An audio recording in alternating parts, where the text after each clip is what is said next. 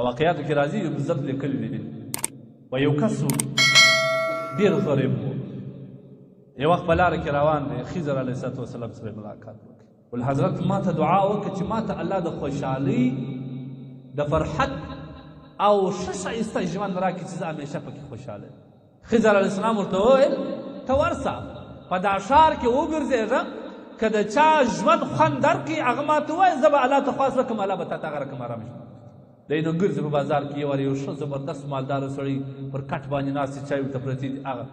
یا ته راځه نور وګرځېد بل ځای ته ولاړې بل اخر یو غټه مغازه ده په دې کې لال او جواهرات سره او سپین خرڅېږي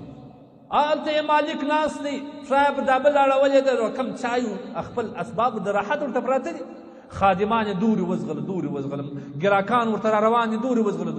ده ته ډېر خوند ورکوي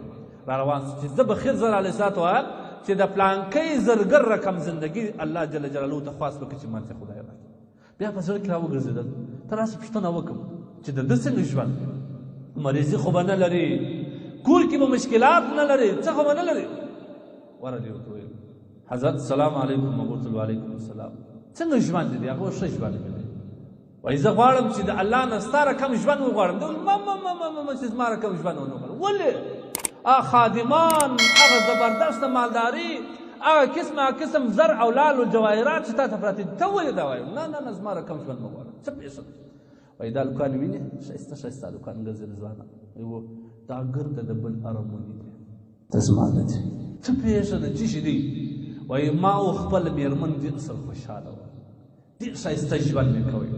یو وخت مې مېرمن مریضه شوه ما ورسره ډېر بېتابه وژړل مې دې راته ویل پېغور یې راکړې ول ژاړه مه چې دا هېڅ مې سترګې پټې شوې خو بله کوزدا به وکړې بله به وکړې ما ورته نه دوی بې وفا نه یم ول یا یې ول اخر را ولاړ سم خپل فرض مې پرې کړئ دې ته مې ورکړې چې دغه دې واخلي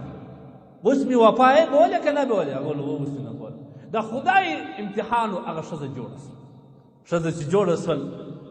سړی چې کوم دی هغه نارینه نه سو پاته نو دغه ښځه یې څو وخت ګزاره ورسره وکړه اخرتالما ورسره ژوند ورسره کېده دا ښځه اوس په زنا العیاذ بالله اخته ده زامن ته ضرورت لري زما دا ژوند ده ویل بس زه د خدای نه غواړم چې بس د هغه ژوند مې در ګور در ښه ژوند دی د هېچا ژوند نه غواړم نو هر څوک په دنیا کې خامخا به یو مصیبت اخته دی خوشحالي ابدي خوشحالي هېچا ته نه درکړې الله دا د انسان ژوند جوړ دی د دې څخه د دنیا پیدایش د دې لپاره جوړ دی چې کله غم کله خوشحالي کله مرض کله صحت کله عیال کله بې عیاله دا ټولې زندګي دغه رقم روانه ده حضرت ایوب علیه السلام دا د الله ستر نبي و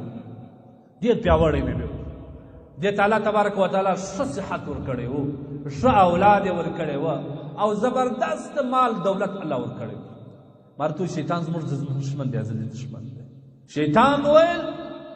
ایوب علیه السلام قوم ته دعوت شروع کړي چې الله ومنئ د الله نه علاوه د بل چا عبادت مه کوئ الله ومنئ شیطان ویل ته خو ځکه چې الله ته سجدې کوې تا ته خو الله مال درکړی اولاد یې درکړی دي نو موږ پر څه شي سجدې وکړو الله جل جلاله د حضرت ایوب علیه السلام ټول مال هلاک ختم بې ماله پاتې شو اوس خو هم هغه د خدای دنیا اولاد درکړي دي اوس هم نو په دغه باندې سجدې کوي اولاد خدای درکړي الله جل جلاله په اولادو باندې مرض مسلطه کوي ټول اولاد اوس هم ته ځکه چې سجده کوي خدای ستا رقم صحت چاته ورکړي هر چاته به سجده کوي دا خو صحت الله درکړی دی الله تبارک وتعالی مریض کي داسې مریض کي سختې دانې ورباندې راوخېژولې د سترګو د خولې نه ماسه او ټول بدن یې ونیوي په ډېر سخت حالت کتابونه لیکي چې 18 کاله ایوب علیه السلام پر ځای پروت 18 کاله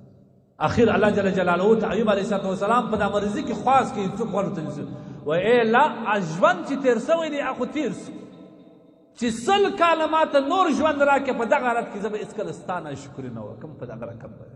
شیطان ناامیده سو چې دا خو هېڅکله نه کېږي باره یې د طبیب شکل اختیار کوي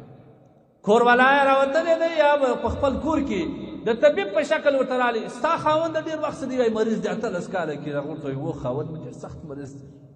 نو ته غږ ولې نه کوې زما سره دوا ده داسې دوا به درکړم خپل بیا خدای جوړ کړي هغه وایي نو ته ولې ماته نه وایې زه نه وم خبر و په یوه شرط دوا کوم زما د دوا قیمت پیسې دي یا مال دی یا څه شي دي مځکه ده یا زما د دوا قیمت دا دی یوه سجده به ماته کوي هره ښځه پر خاوند ډېر مهربانه د خاوند د صحت غم اخیستي هغه ورته ته وله زه به ده سره مشوره وکړم کله چې داود علیه الصلاة وسلام ته راله هغه په دغه خپله مریضي کې ناقراره دی بېچینه دی